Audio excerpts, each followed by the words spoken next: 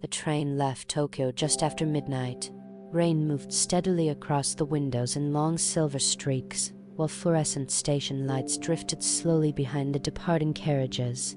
Apartment towers faded one by one into darkness beyond the tracks, as the city loosened gradually into quieter neighborhoods and sleeping industrial districts washed pale beneath the storm. Inside the carriage, exhaustion settled over everything. Office workers slept against fogged windows. Students stared silently at dim phone screens. An old man near the rear door held a folded umbrella carefully between his knees while soft station announcements echoed faintly through overhead speakers. No one spoke above a whisper. The rhythm of rain and steel filled the spaces between them instead. Scale shifted, from the endless city lights dissolving behind rainfall to the dim fluorescent carriage stretching quietly through the night to the tired weight resting heavily behind a man's eyes. He sat near the center of the train beneath cold white lights that flickered softly whenever the tracks curved too sharply. His phone's screen glowed faintly in his hands. Several unread messages waited there. 2 missed calls. 1 voicemail he had not listened to yet. He locked the screen again without opening any of them. Outside, the rain thickened.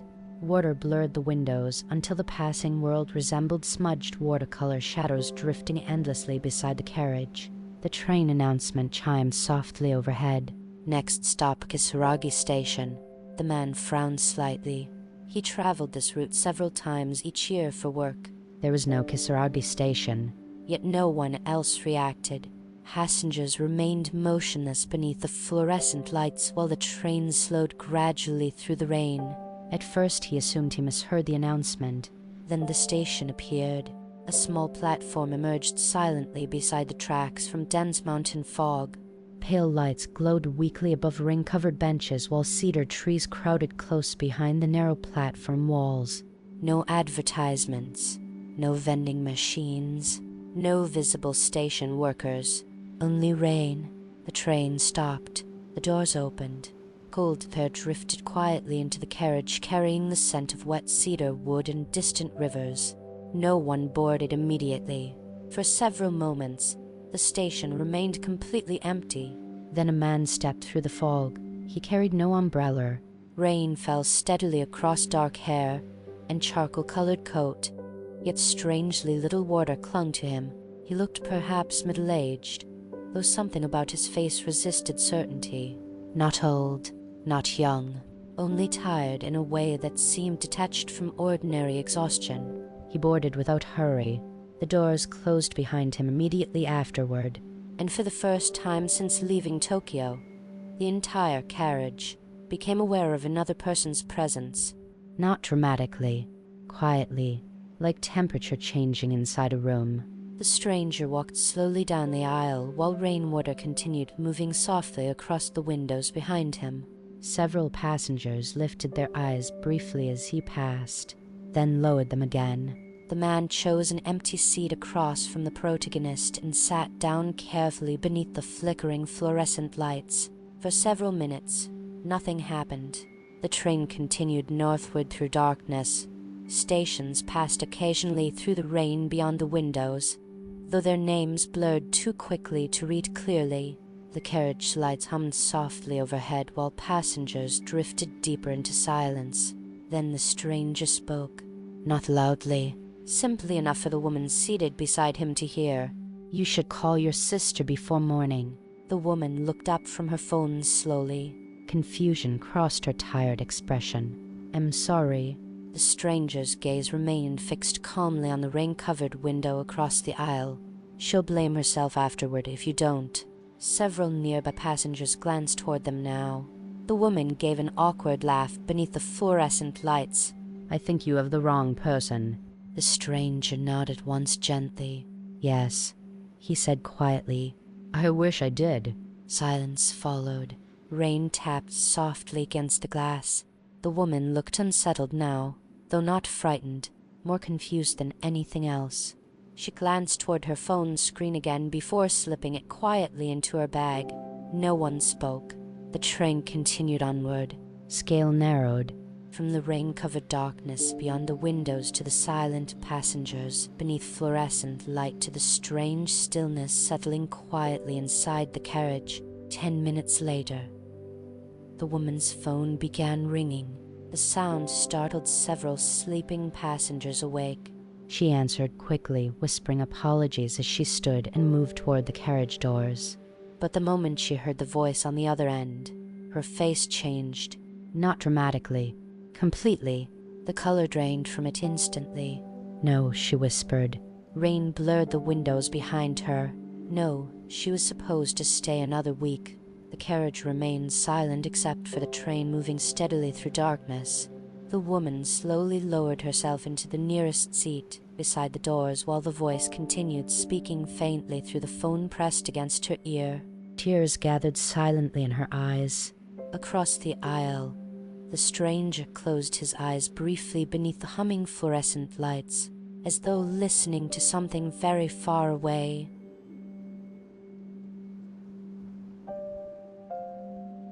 No one looked at the woman directly after the call ended.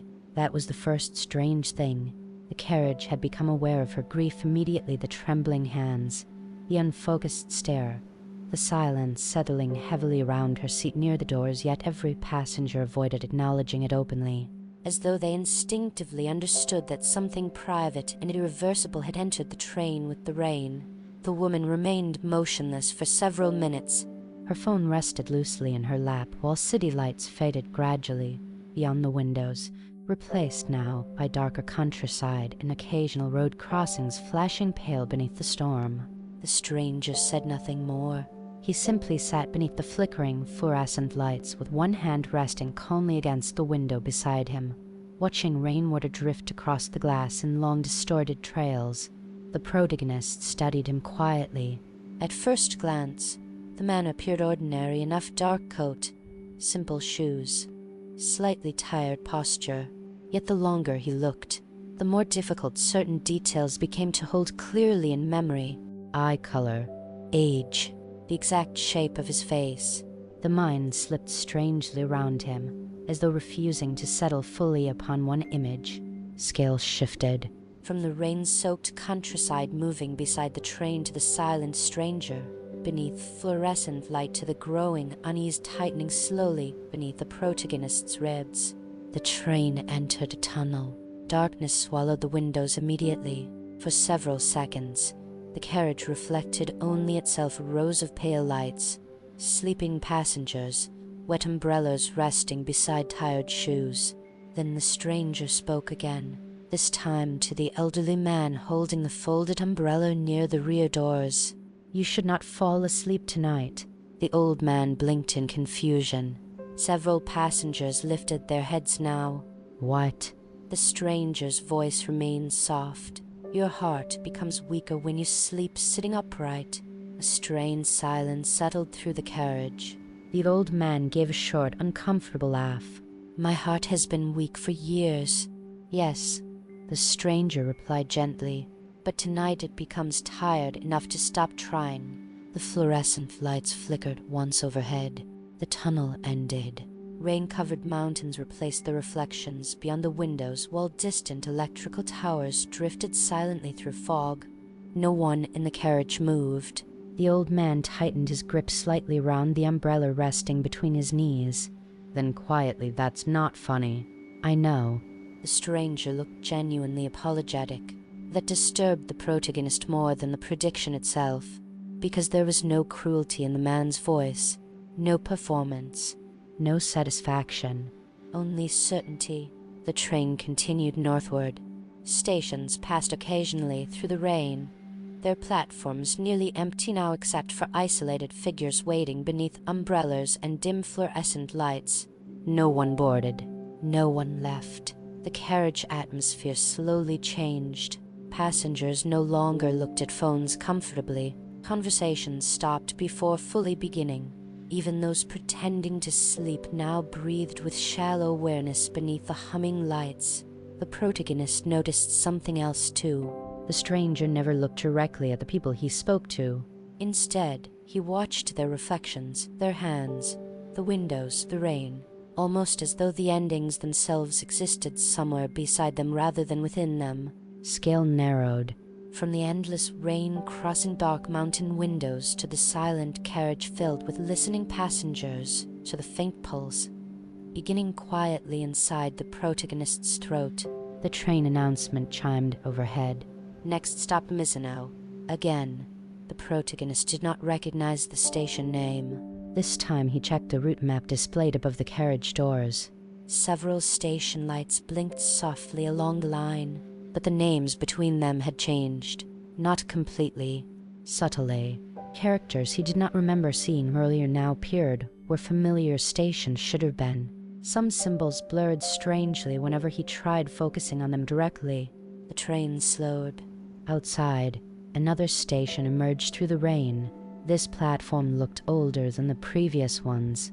Wooden roofing sagged slightly above wet benches while pale lanterns glowed beside modern fluorescent lights that buzzed unevenly in the storm. The doors opened. Cold mountain air entered the carriage, and from somewhere farther down the train, someone began quietly crying. Not loudly. The sound resembled someone trying desperately not to be heard. The protagonist turned instinctively toward it. A teenage boy sat several rows ahead with both hands covering his face, while another passenger beside him stared rigidly at the floor. The stranger spoke softly without lifting his gaze from the rain-covered glass. "You should have answered her last message." The boy's shoulders tightened violently. No one else in the carriage moved. The crying continued softly beneath the sound of rain. "She waited until morning," the stranger said quietly. "Even after everyone else went home." The boy shook his head immediately. "Stop." His voice cracked. "Please just stop talking." The train doors remained open beside the empty station platform. Rain drifted inward across the floor near the entrance. The stranger finally looked up slightly, and for one brief moment, exhaustion deeper than ordinary human sadness crossed his expression. "I'm sorry," he said softly. Then the train doors closed again. The carriage moved forward into darkness. Outside, the station disappeared almost immediately into fog. Yet the crying remained long afterward, beneath the fluorescent lights, while the rain continued falling steadily against the windows. And somewhere farther ahead in the mountains, another station waited silently in the storm. The crying stopped several stations later, not because the boy calmed himself, because exhaustion eventually overcame embarrassment. He fell asleep leaning against the rain-covered window, while dim reflections drifted softly across the glass beside his face. The passenger seated next to him pretended not to notice any of it. No one in the carriage spoke any more. Even the train itself seemed quieter now.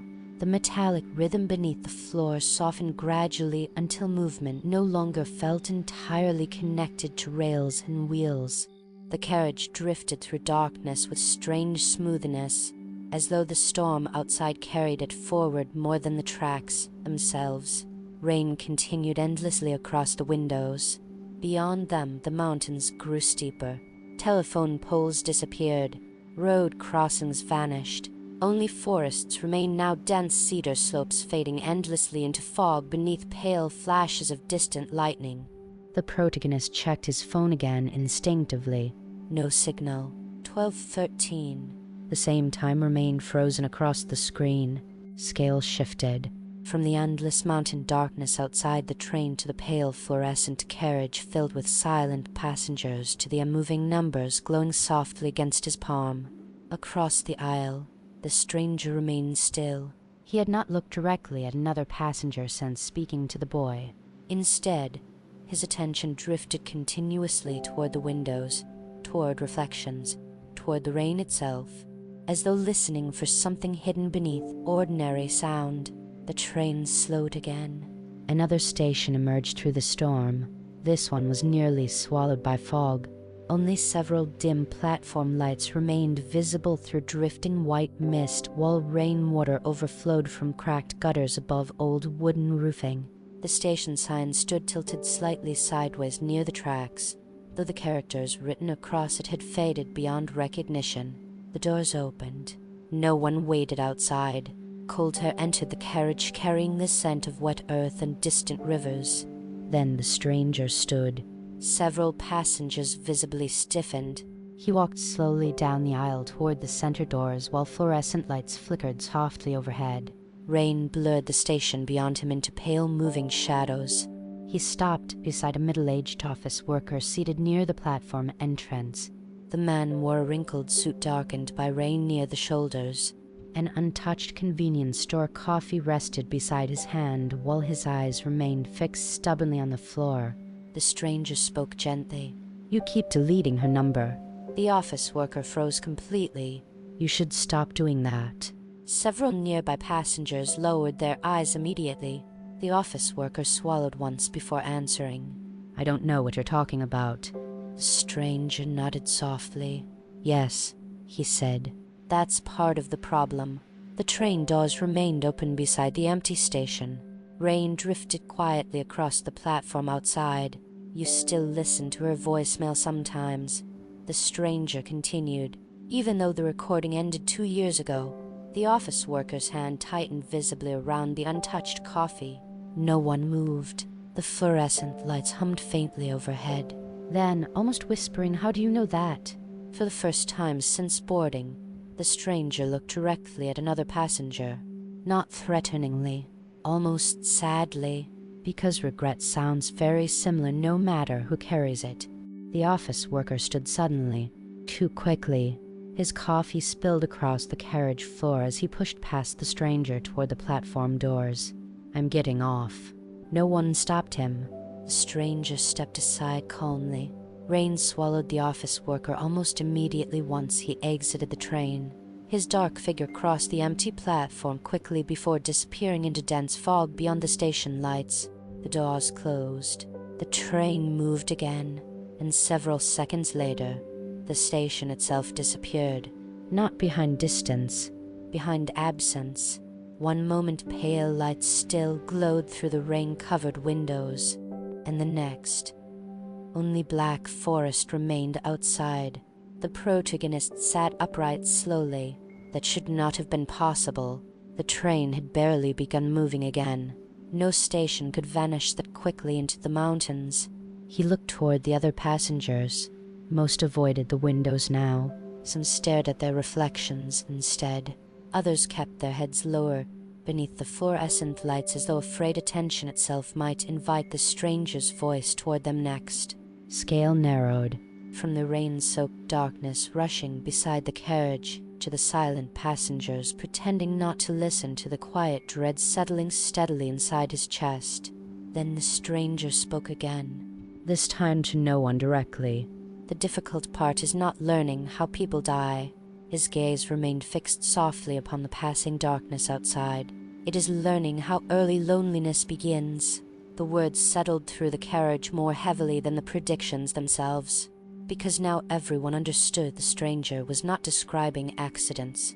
He was describing endings already growing quietly inside people long before death arrived. The fluorescent lights dimmed briefly overhead. Outside the windows, the forest had changed. The trees no longer looked entirely real. The trunks stretched too tall through the fog, while branches bent strangely beneath the rain, dissolving at the edges like brushstrokes submerged beneath water.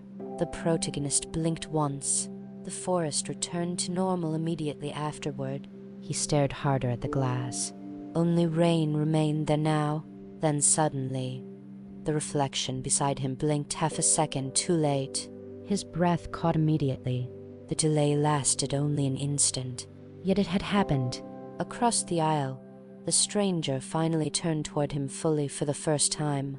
Their eyes met beneath the flickering fluorescent lights, and softly, almost gently, the stranger asked, "Do you remember the sound the glass made?"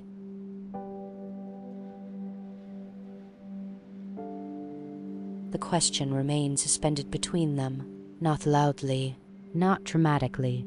Yet the moment the stranger spoke, something inside the protagonist tightened with immediate instinctive fear, because part of him already understood what the man meant, even before memory arrived. The carriage seemed quieter now than before. Rain still moved across the windows. The train still drifted steadily through darkness. Passengers still sat beneath flickering fluorescent lights pretending not to listen.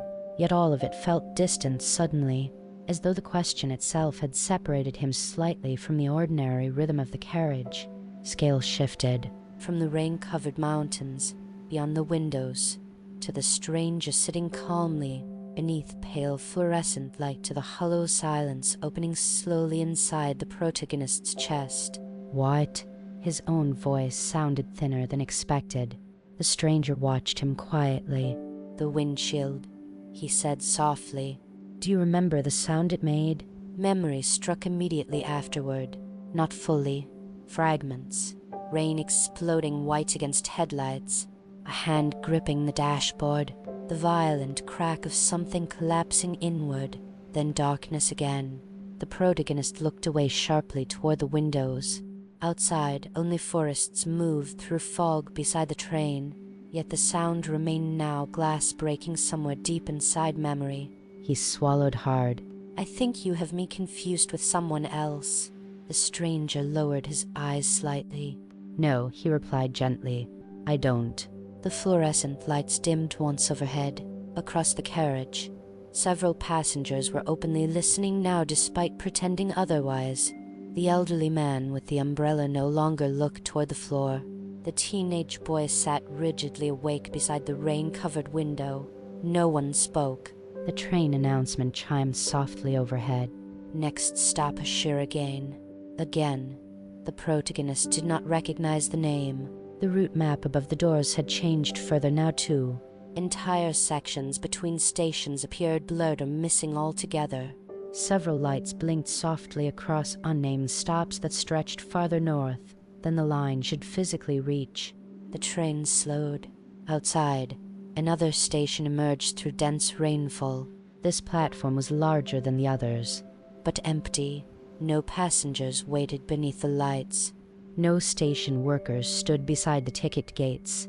Only rows of pale fluorescent lamps humming weakly through drifting fog while rainwater overflowed across the empty platform edges. The doors opened. Cold air drifted into the carriage carrying the faint smell of wet concrete and old cigarettes. No one moved. Then the stranger spoke again, this time to a woman seated near the far end of the carriage. "You still leave his slippers by the front door." The woman froze instantly. She appeared perhaps in her late 40s.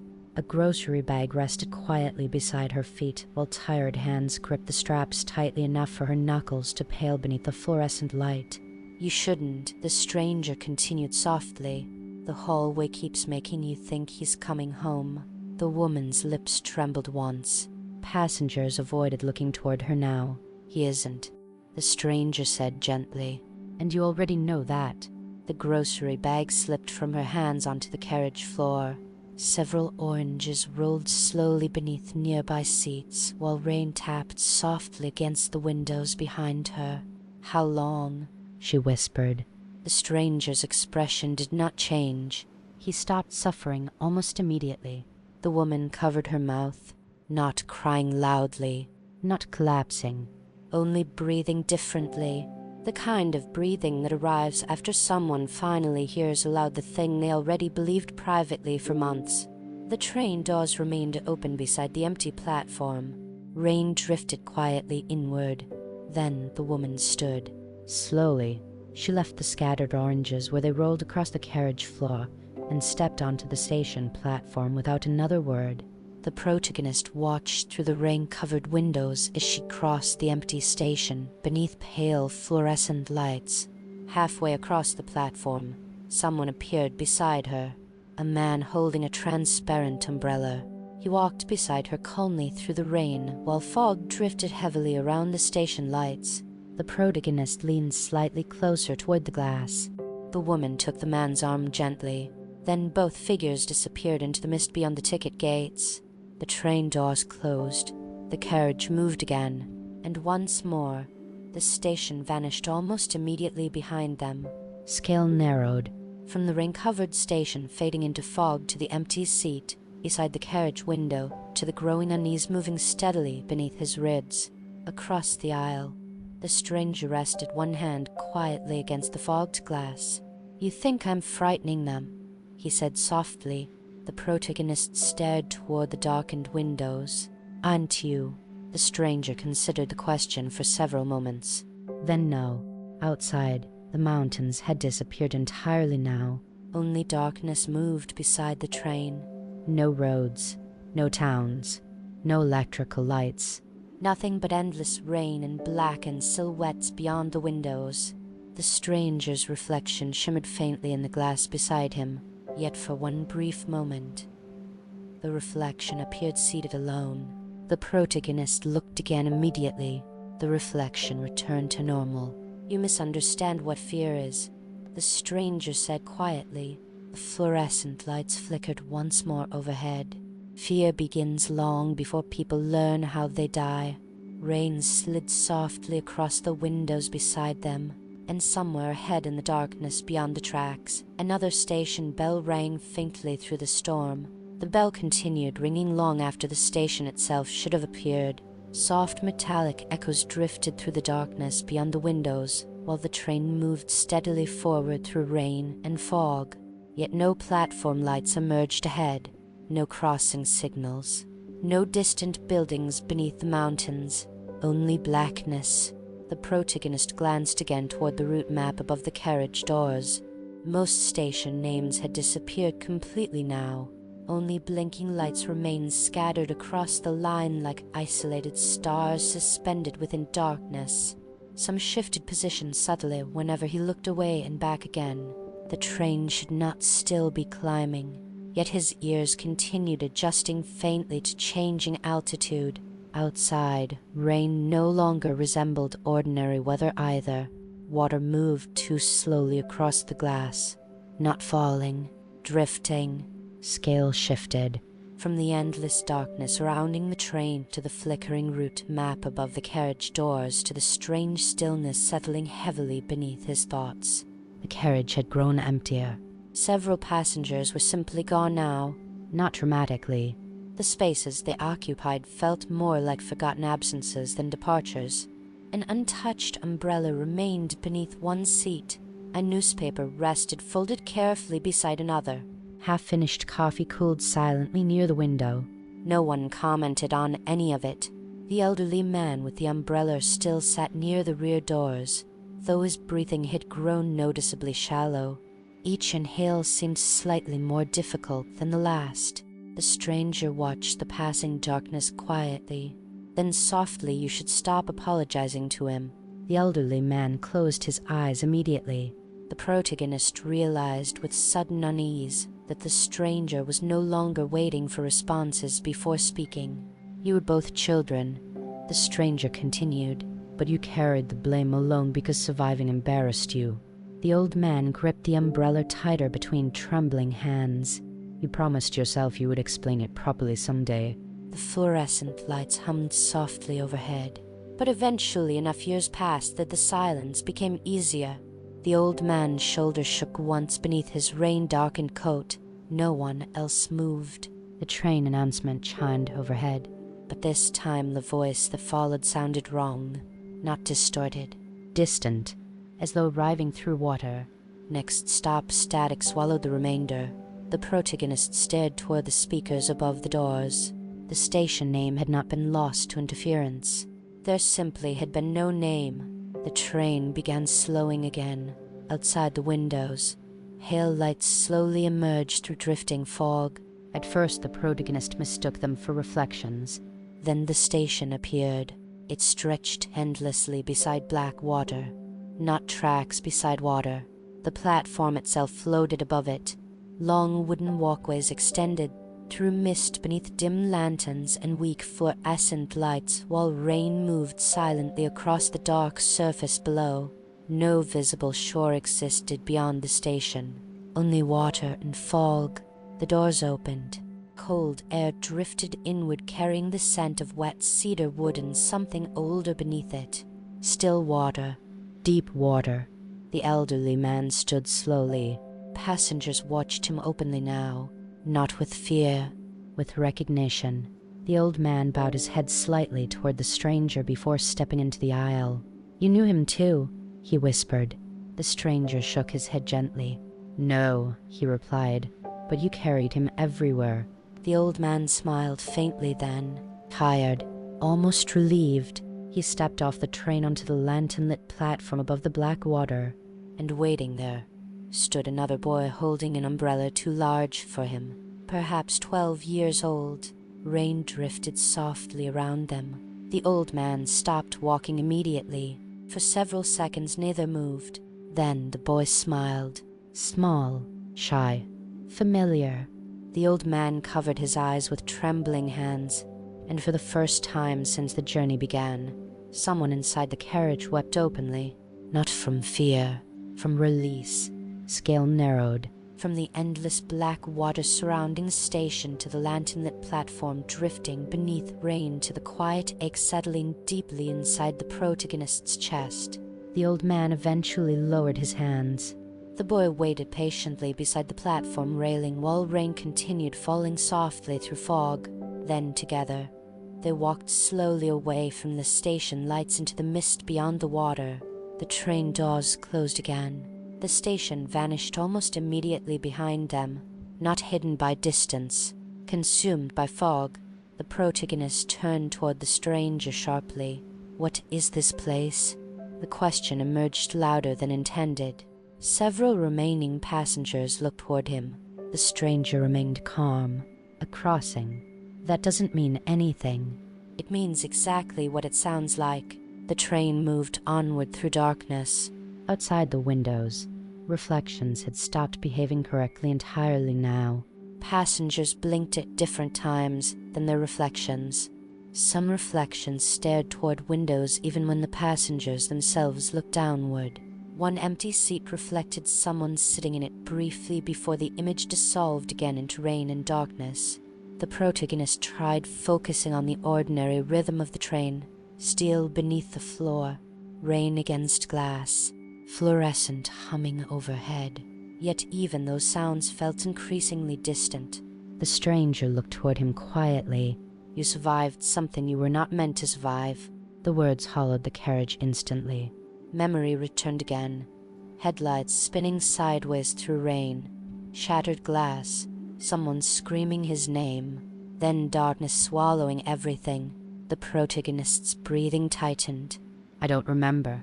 Yes, the stranger said softly. That is usually the first thing people lose. Outside, beyond rain and fog and endless black water, another station slowly waited in silence ahead.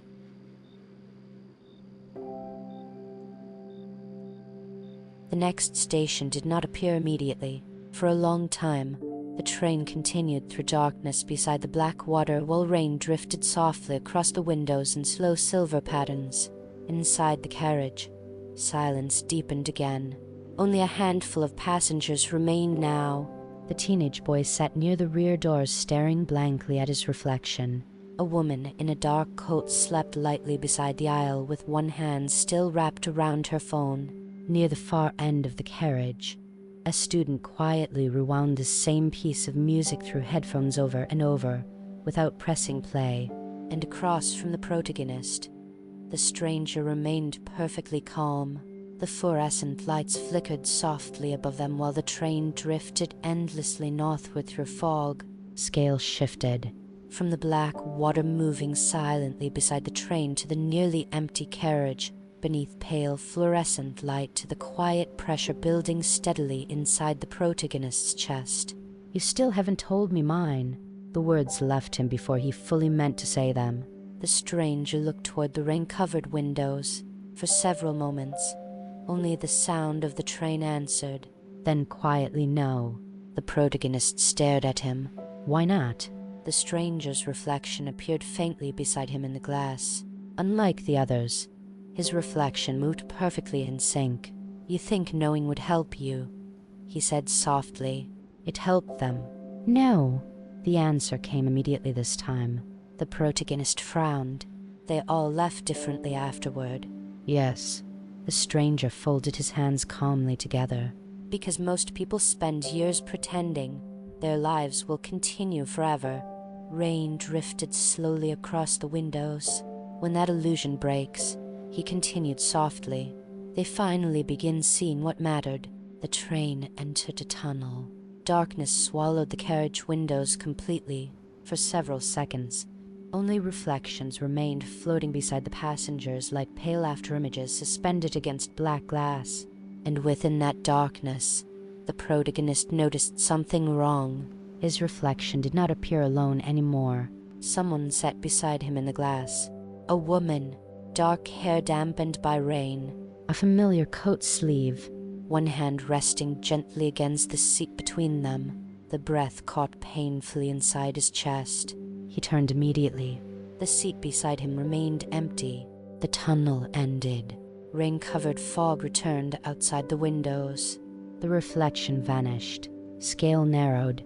From the black tunnel swallowing the carriage to the empty seat beside him beneath fluorescent light to the sudden violent rhythm of his own heartbeat. The stranger watched him quietly now. She spoke to you right before it happened. The protagonist swallowed hard. Another fragment returned, a windshield wipers struggling against rain, her voice laughing softly beside him, headlights approaching too quickly through the storm. He pressed one hand against his forehead. Stop. The stranger lowered his eyes slightly. I'm trying to help you remember the correct part. The train announcement chimed overhead. No voice followed afterward, only static. Then faintly beneath it, breathing. The passengers noticed it too. The teenage boy removed one headphone slowly. The sleeping woman opened her eyes immediately. Even the student near the rear doors looked up from the floor. The breathing continued through the overhead speakers. Slow, human, uneven. Then silence returned. The train began slowing again. Outside the windows, another station emerged through dense white fog.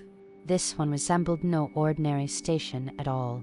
There were no walls, no ticket gates, only long wooden platforms suspended above black water beneath rows of pale lanterns drifting softly in the rain.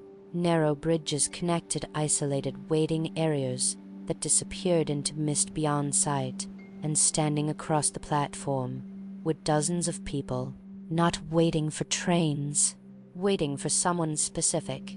Each figure stood motionless, beneath lantern glow, while rain moved softly through them and fog curled around their feet like low drifting smoke.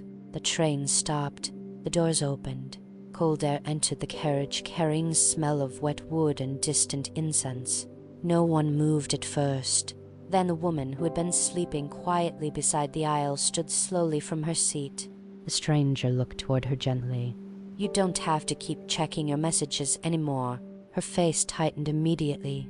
No one else spoke. He sent the last one before the bridge collapsed. The stranger continued softly. You read it every night because part of you still believes replying might change something. The woman's eyes filled silently with tears. The protagonist watched her carefully. Unlike the earlier passengers, she did not appear shocked, only tired, as though someone had finally spoken aloud a grief she no longer possessed enough strength to carry alone. He waited, the stranger said softly. Longer than he should have. The woman nodded once beneath the flickering fluorescent lights. Then she stepped off the train. One of the waiting figures across the lantern-lit platform immediately began walking toward her through the rain, a man holding a bicycle helmet against his chest. The woman covered her mouth as she saw him, yet even then, the stranger did not watch them. He continued staring softly toward the rain-covered windows beside the protagonist, almost as though these reunions no longer surprised him. The train doors remained open. The lantern-lit station stretched endlessly through fog beyond the black water, and for the first time since boarding, the protagonist realized he did not know whether he still wanted the train to stop. The doors closed slowly behind the woman. For several seconds, the protagonist continued watching through the rain-covered windows as she disappeared into the fog beside the man holding the bicycle helmet. Neither hurried, neither looked back toward the train. The lantern-lit platform stretched endlessly behind them above the black water, while drifting mist softened the edges of everything until both figures eventually dissolved into pale distance. The station vanished soon afterward, not hidden by speed, swallowed quietly by fog. Inside the carriage, only 4 passengers remained now. The fluorescent lights dimmed lower than before, their pale glow reflecting weakly against damp windows and empty seats. Rain moved softly across the glass, while the train drifted deeper into darkness without visible tracks beneath it anymore. The protagonist noticed that suddenly, outside the windows, the rails were gone. The train still moved, but nothing supported it beyond drifting fog and black water. Scales shifted, from the endless darkness beyond the carriage windows to the nearly empty train moving soundlessly through rain to the quiet dread settling steadily beneath his thoughts. "You're not afraid of dying." The stranger's voice broke softly through the silence. The protagonist looked toward him immediately. The stranger continued watching the windows. "You're afraid she died first." Memory struck harder this time, a rain-covered road twisting through mountains, his hands gripping the steering wheel too tightly, her voice telling him to slow down. Then headlights, white and enormous through the storm. The protagonist closed his eyes sharply. The train lights flickered once overhead. When he opened them again, the reflections inside the carriage had changed. Every remaining passenger now appeared seated alone in the glass, even when others sat beside them in reality. The student near the rear doors reflected inside an empty carriage. The teenage boy appeared surrounded only by darkness. The protagonist's own reflection sat alone beside the rain-covered window, despite the stranger resting directly across from him. Only the stranger's reflection remained normal, perfectly still beneath the fluorescent lights. The protagonist stared at it quietly. "Who are you?" This time the stranger answered immediately. "Someone who stayed on the train too long." The words settled heavily into the dim carriage. Outside, the rain had begun slowing, not stopping, softening. The black water beside the train reflected pale fog now instead of darkness, turning the world beyond the windows into endless drifting grayness. The teenage boy near the rear doors suddenly spoke. "What happens if we never get off?" His voice sounded smaller than before, younger. The stranger looked toward him gently. Eventually, he said softly, "People stop remembering where they meant to go." Silence followed. The boy lowered his eyes immediately. The student beside the window removed his headphones slowly. "Forgetting sounds peaceful." The stranger shook his head once. "No." The train announcement chimed overhead again. This time, the voice that followed sounded clearer, but wrong in another way. Not mechanical, human. "Next stop home." Several passengers visibly reacted. The teenage boy looked sharply toward the speakers. The student frowned. Even the protagonist felt something cold settle briefly through him. There should not have been a station called home. The train began slowing. Outside the windows, pale lights emerged slowly through the fog ahead. At first they resembled reflections drifting across water. Then rooftops appeared, telephone poles, streetlights, convenience store signs glowing weakly through rain. A town, ordinary, painfully ordinary. The protagonist leaned slightly closer toward the glass. He recognized it immediately. Not the exact streets, not the buildings themselves. The feeling, this was home. Not one specific place. The emotional shape of returning somewhere after midnight while everyone else already slept. The train stopped. The doors opened. Warm air drifted softly into the carriage. Not cold mountain rain. Summer's air. The scent of wet asphalt and distant food stalls moved gently through the open doors while cicadas echoed faintly somewhere beyond the station. The protagonist froze. It was no longer raining outside. The platform looked completely normal. Bright vending machines glowed beside clean tiled walls. Station signs displayed readable names again. Several ordinary passengers stood beneath fluorescent lights checking phones and adjusting umbrellas. Nothing supernatural remained visible there at all. Scale narrowed, from the ordinary station waiting quietly outside to the open carriage doors beneath pale fluorescent light to the deep aching loneliness moving softly through his chest. The teenage boy stood first. Slowly, he stared toward the platform with wide, uncertain eyes. "That's my station," he whispered. The stranger watched him carefully. "No," he said gently. "It's the station you wish you returned to." The boy's expression tightened immediately. Outside, several people waited near the vending machines. Among them, a girl stood holding a transparent umbrella beneath the station lights. The teenage boy stopped breathing for one terrible second. "She's alive," he whispered. The stranger said nothing. The train doors remained open. Warm summer air drifted softly through the carriage while cicadas continued singing somewhere beyond the station walls. The boy stepped into the aisle. The protagonist watched him carefully now, because something about the station felt wrong in the opposite way from the others. Not too strange, too comforting. The boy moved toward the open doors slowly, and the stranger closed his eyes quietly beneath the flickering fluorescent lights, as though already mourning him.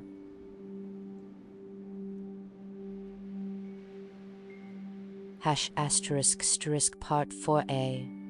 The station's people chose ***. The teenage boy stepped onto the platform.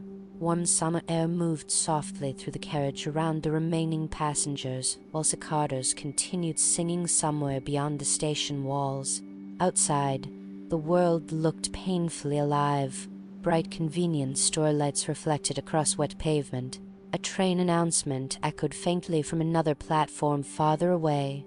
Two students laughed quietly beside a vending machine while checking something on a phone screen. Ordinary life.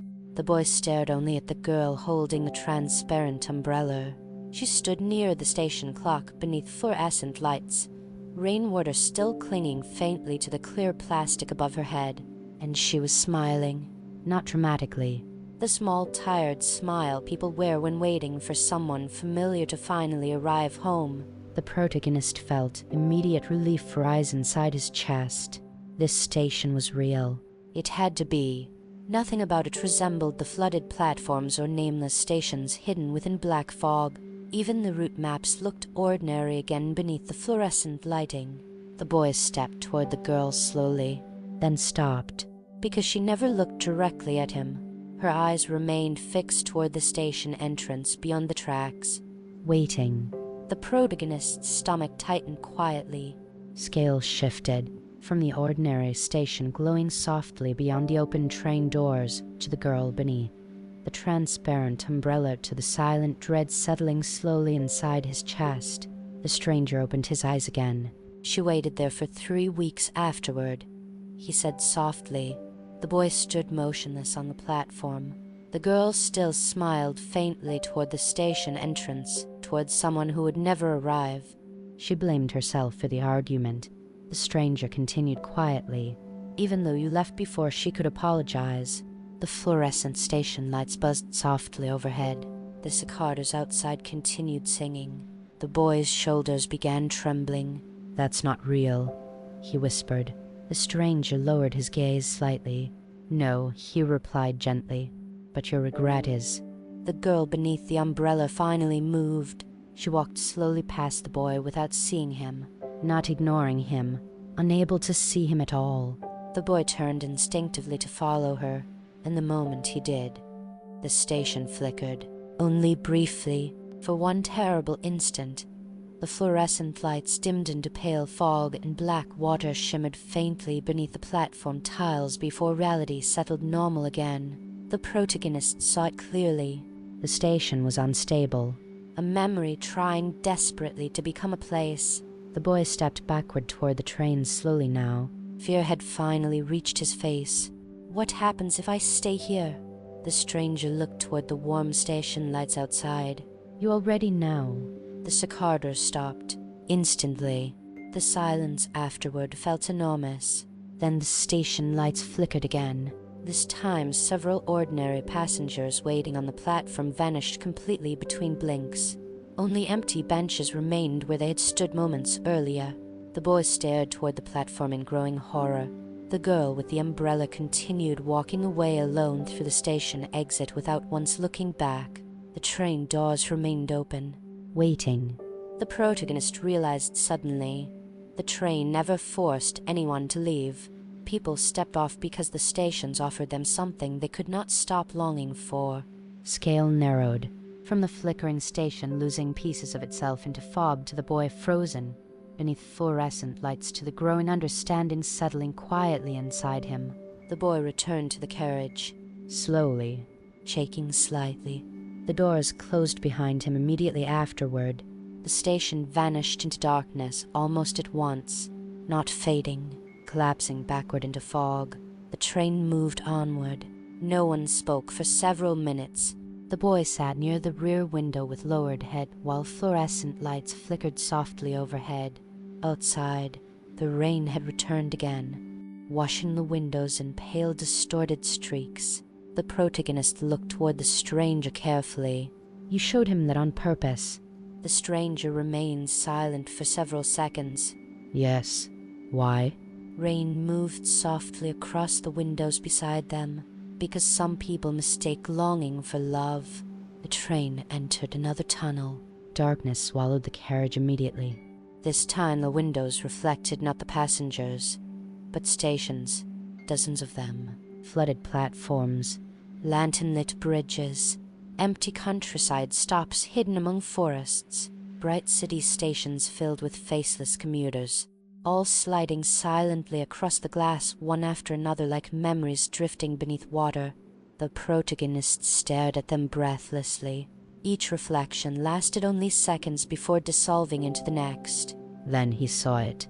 A rain-covered roadside crushed beneath twisted headlights, a broken guardrail disappearing into black water, and himself standing alone beside the wreck while blood moved slowly through rainwater around his shoes. He stopped breathing.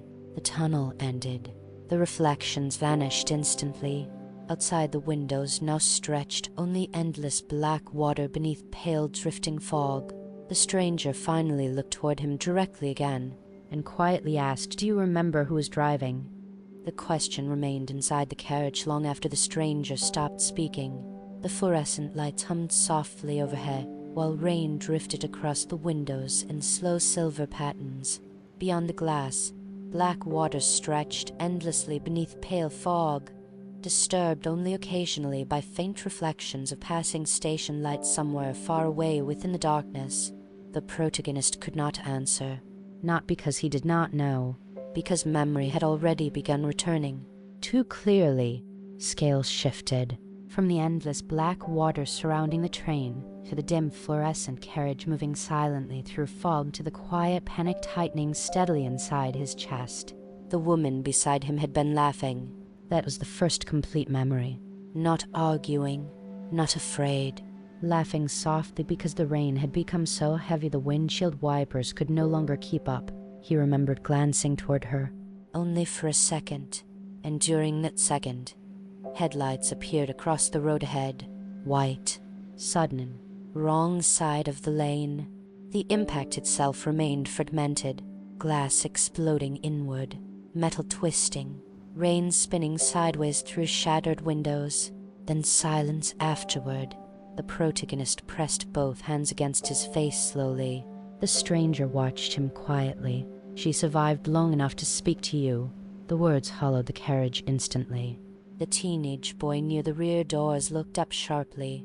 No one else moved. The protagonist lowered his hands. Rain continued softly against the windows beside him. What did she say? For several moments, the stranger remained silent. Then softly she asked if you were hurt. The fluorescent lights dimmed once overhead. The protagonist closed his eyes immediately. Another fragment surfaced to her voice weak beside him, rainwater moving through broken glass, his own hand shaking too badly to hold the phone properly. Not fear, panic. The terrible panic of realizing someone else might disappear before you can keep them here. She died before the ambulance arrived, the stranger said quietly. The train drifted onward through darkness. The protagonist stared toward the floor beneath the flickering lights. Outside the windows, shapes now moved faintly beneath the black water. Not fish, people, pale figures drifting silently below the surface with eyes closed and clothing moving softly in unseen currents beneath the train. The teenage boy noticed them too. He immediately turned away from the windows. Scale narrowed. From the drowned figures beneath endless black water to the dim carriage floating silently through fog to the unbearable weight settling quietly inside the protagonist's chest. She should have survived instead. The words escaped before he could stop them. The stranger lowered his gaze slightly. That is not how endings work. She wasn't even driving. Rain blurred the windows completely now. The train no longer seemed connected to tracks at all. It moved like something carried through deep water rather than pulled by steel across land. The stranger's reflection remained perfectly still beside him in the glass. "You think survival creates obligation," he said softly. The protagonist looked toward him sharply. "Doesn't it?" The fluorescent lights flickered again. This time, several went dark permanently. Only half the carriage remained illuminated now, while long shadows stretched across empty seats and wet floors. Outside, faint lights emerged through the fog ahead. Another station. But this one looked different from all the others. No lanterns, no fluorescent signs, no visible structures beyond a single narrow platform surrounded entirely by black water beneath pale dawn-colored mist. The sky itself had begun changing. Not brightening fully, softening. The train slowed, and for the first time since the journey began, the stranger appeared tired, not emotionally, existentially, as though the approaching station marked the end of something even he could not continue beyond. The train stopped.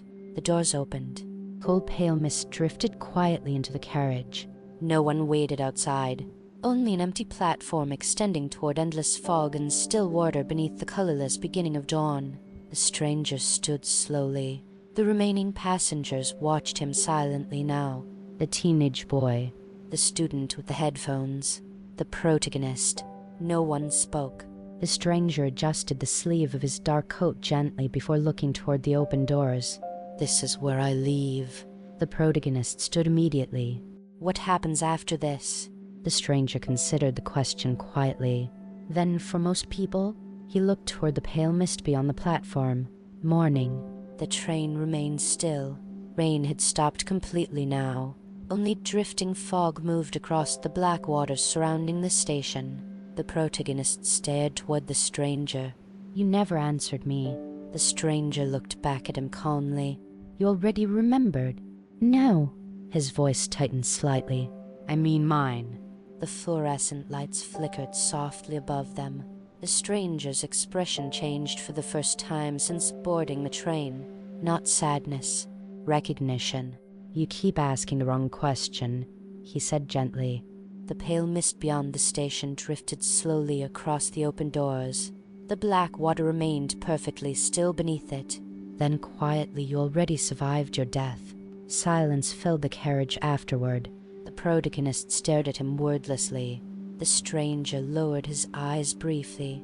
"What you're afraid of now," he continued softly, "is living afterward." Outside, dawn slowly widened through the fog, and somewhere far beyond the black water, another train whistle echoed faintly through the pale approaching morning.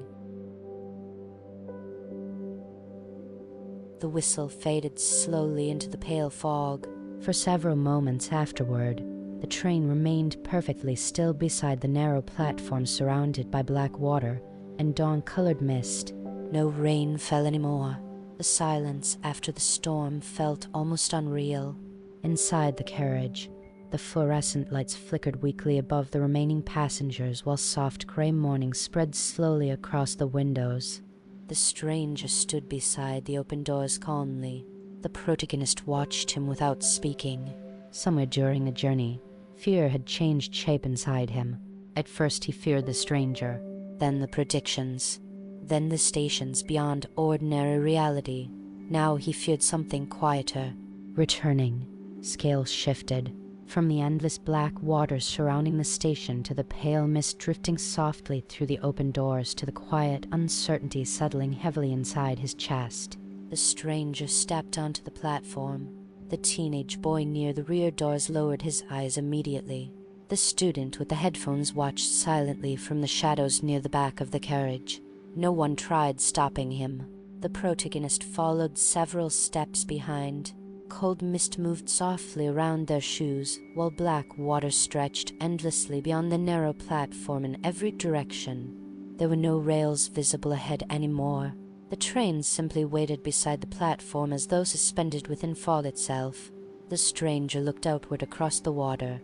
"Most passengers never realize they can leave before the final station," he said quietly. The protagonist stared into the pale distance. "What happens at the final station?" The stranger smiled faintly, not warmly, almost with exhaustion. People stopped asking questions. The mist drifted between them. Far away across the water, dim lights moved slowly beneath. The fog, like distant lanterns, carried across a sleeping ocean. The protagonist looked toward the train again. The remaining passengers sat silently beneath flickering lights while the carriage windows reflected pale dawn instead of darkness now. For the first time since boarding, the train no longer felt frightening, only sad. The stranger spoke again. "You've spent 2 years believing survival was something you stole." The words entered him quietly, not violently, not accusingly, like truth finally settling after resisting too long. "She died because of me." The stranger shook his head gently. "No." The black water remained perfectly still beneath the dawn mist. "She died beside you." The distinction hollowed something inside him, because until that moment he had never realized how fiercely he had transformed grief into punishment. The stranger looked toward the pale horizon beyond the water. "You kept surviving afterward," he said softly, "but you stopped continuing." The protagonist lowered his gaze. Memory returned completely now. Hospital lights, months of silence afterward, ignored messages, empty apartments, nights spent driving aimlessly through rain because home no longer felt connected to anything alive. The train had not brought him toward death. It had brought him toward the place inside himself where life had already stopped moving. Scale narrowed, from the endless fog-covered water beneath dawn to the silent train waiting beside the platform to the slow ache loosening quietly inside his chest. The whistle sounded again, closer this time. The train doors began closing slowly behind them. The stranger turned toward the carriage calmly. "It's time." The protagonist looked toward him sharply. "You're not coming back." The stranger's expression softened slightly. "I never left." Then he stepped backward into the fog. Not dramatically. The mist simply drifted between them for one brief moment, and afterward, the platform stood empty. Only pale dawn remained above the black water. The protagonist stared into the fog for several seconds longer. Then slowly, he boarded the train again. The doors closed behind him. The carriage lights steadied softly overhead. Outside the windows, the black water began fading gradually into ordinary rivers and flooded rice fields beneath gray morning skies. The train moved forward once more. This time, rails existed beneath it again. Telephone poles appeared beside the tracks. Road crossings emerged through thinning fog. Small countryside homes rested quietly beneath rain-darkened roofs. The world was returning, or perhaps he was. The teenage boy had disappeared from the carriage sometime after dawn began. Only the student with the headphones remained near the rear window, sleeping quietly beneath pale fluorescent lights. The protagonist sat beside the rain-covered glass. His phone rested silently in his hands. For the first time since boarding, the time changed. 12:14. 1 minute later. He stared at the numbers quietly while morning light spread slowly across the mountains outside. Then the phone vibrated softly. One unread voicemail. Old. Forgotten. Never opened. He looked toward the rain-covered windows. Beyond them, ordinary Japan continued waking beneath pale skies and drifting fog. Small stations passed beside quiet rivers. Cyclists moved through wet streets. Convenience store lights glowed softly against the morning rain. Life, messy, unfinished, still moving. The protagonist closed his eyes briefly, then finally pressed play, and somewhere far behind the waking mountains and ordinary stations of the living world, another train continued silently northward through endless rain, carrying passengers toward the quiet endings they had spent their lives trying not to hear,